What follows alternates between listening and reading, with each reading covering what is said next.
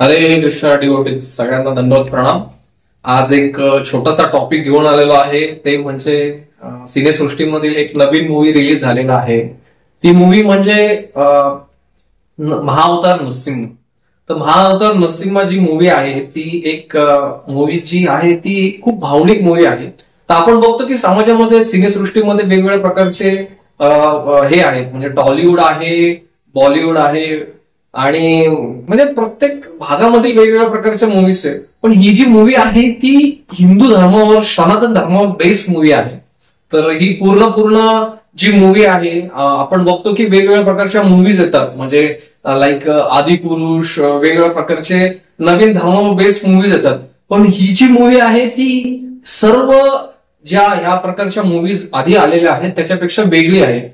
ही जी movie आहे महाअवतार नरसिंहा, ही total शास्त्रांवर based movie आहे.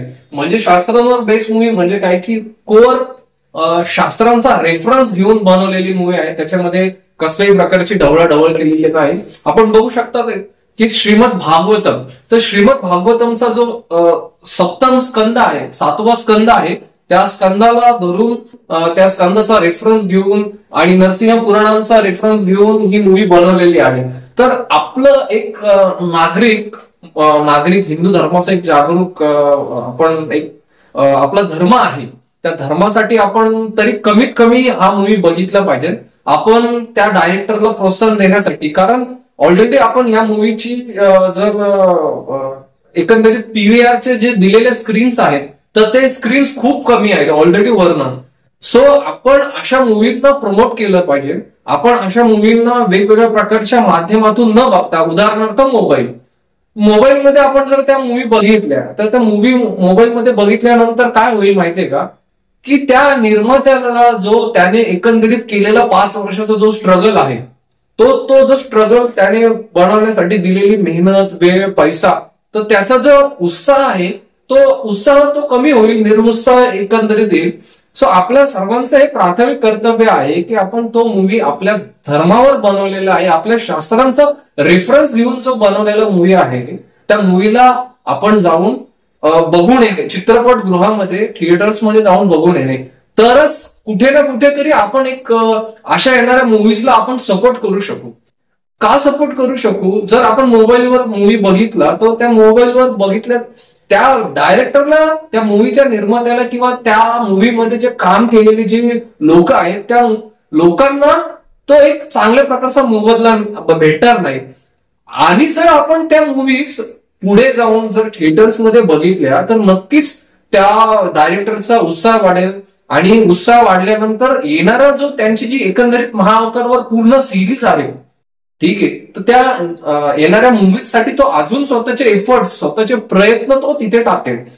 आणि जर आपण असं जर केलं नाही तर आपणास बोलण्याचा काहीच अधिकार नाहीये. मला असं वाटतं की आपलाच बोलण्याचा ज्या अदर मूवीज येतात वेगवेगळ्या प्रकारच्या, की ह्या बॉलिवूडने किंवा वेगवेगळ्या प्रकारच्या माध्यमातून ज्या मूवीज येतात की त्या चुकीच्या आहेत, आमच्या धर्मावर वेगवेगळ्या प्रकारच्या चुकीच्या मूवी बनवल्या जातात, हा बोलण्याचा आपणास काहीही कशाही प्रकारचा अधिकार नाही असं मला वाटतं.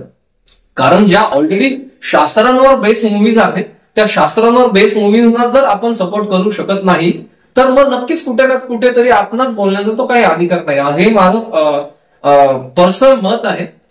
तर मला असं वाटतं की मी लोणावळ्यामध्ये राहतो, तर लोणावळ्यापासून साधारणतः मी 120 किलोमीटर बोट साईड ट्रॅव्हल करून तो मूवी बघितला. कारण कुठेतरी मी त्या मूवीचा ट्रेलर बघितला, मी जे त्यांच्या आधी रिव्ह्यूज ऐकले, त्या रिव्ह्यूजच्या बेसवर मी त्या मूवी बघण्याचा निर्णय घेतला आणि तो मी बघून आलो.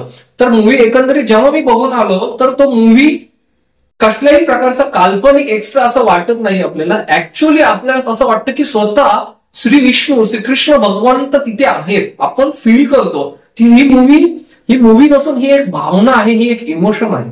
तर ह्या मूवीसाठी प्रत्येकाने जावे, प्रत्येकाने ती मूवी बघावी, ही माझी अशी प्रत्येकाला एक नम्र विनंती आहे. आपल्या धर्मावर ती मूवी आलेली आहे.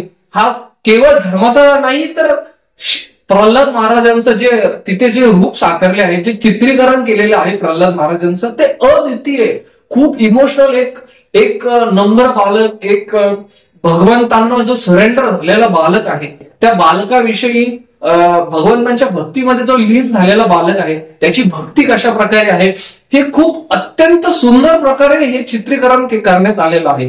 तर माझी सर्वांना कळकळून हृदयाची विनंती आहे की प्रत्येकाने जाऊन हा मूवी बघावा, जेणेकरून त्या मूवीच्या निर्मात्यास आणि मूवीमध्ये ज्यांनी आपले प्रयत्न रुजू केलेले आहेत त्या सर्वांस तो जो मूवी आहे तो त्यांना एक प्रोत्साहन आपल्याकडनं भेटेल. तर प्रत्येकाने थिएटरमध्ये सिनेमागृहामध्ये जाऊनच हा मूवी बघावा अशी प्रत्येकांना नम्र विनंती आहे. कारण हे जे चित्रीकरण आहे हे साधारण नाही, हे पूर्ण टोटली शास्त्रांवर बेस आहे. तर माझं एकंदरीत हेच मत आहे की सर्वांना नम्र विनंती आहे की परत एकदा की तुम्ही तो मूवी थिएटर्स मध्ये जाऊन बघावा, जेणेकरून आपणा सर्वच धर्माची जनजागृती तर होईलच नक्की, नो डाऊट, पण त्याच्या व्यतिरिक्त तो मूवी, आणि मी एक जस्ट नॉर्मली वर्णन करतो, मी डीप मध्ये जास्त काही सांगत नाही मूवी विषयी, नॉर्मल राईट फ्रॉम द आधी मध्य लीला म्हणजे अंतपर्यंत तो मूवी जो कनेक्ट करून ठेवतो ना, तर आपल्याला असं कुठं वाटतच नाही की तो मूवीमध्ये आपण कुठेतरी बोर झालोय की कुठेतरी मूवी खाली पडला नाही. Right from the start, right from the beginning ते शेवटपर्यंत तो मूवी आपण कनेक्ट करतो. ते आपल्या इमोशन्सला, जो भक्त असेल त्याला तो नक्कीच तो इमोशन्स करतो, पण जो डिवोटी आहे त्याला तर तो नक्कीच इमोशन्स फील होतात. पण जो भक्तीमध्ये नाहीये, जो जस्ट नॉर्मली एक जस्ट एंटरटेनमेंट म्हणून तो मूवी बघायला गेलेला आहे, त्याला सुद्धा तो मूवी चांगल्या प्रकारे हर्ट करतो, त्या मूवीला तो टच होतो. सो प्रत्येकाला ती नम्र विनंती आहे, प्रत्येक किरदारावर खूप छोट्या मायक्रो लेवलला जाऊन त्या निर्मात्याने खूप मेहनत केलेली आहे. हा एक मी जस्ट त्या मूवीचं प्रचार करण्यासाठी बोलत नाही, बट ऍक्च्युअल जेन्युअनली हा मूवी खूप आणि खूपच सुंदर आहे. हरे कृष्ण, हरी बोल. थँक्यू.